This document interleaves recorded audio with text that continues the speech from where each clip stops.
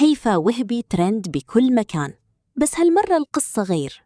أوه، ناس كتير عم تحكي عن خبر صادم، بيقولوا إنه هيفاء أخذت قرار قلب حياتها رأساً على عقب. القصة اللي انتشرت بتقول إنه في تضحية كبيرة صارت، قرار صعب جداً ما أي حدا بيقدر يتحمله. والمفاجأة إنه القرار كان مرتبط ببداية جديدة بحياتها.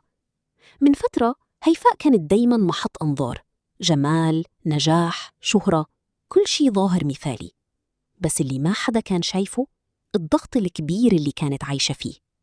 وفجأة الناس لاحظت تغير غريب، اختفاء، قرارات جديدة، وأخبار عم تنتشر بسرعة النار.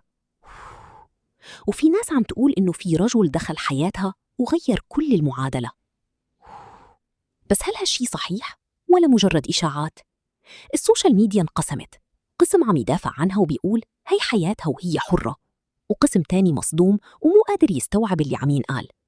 بس خلينا نكون صريحين،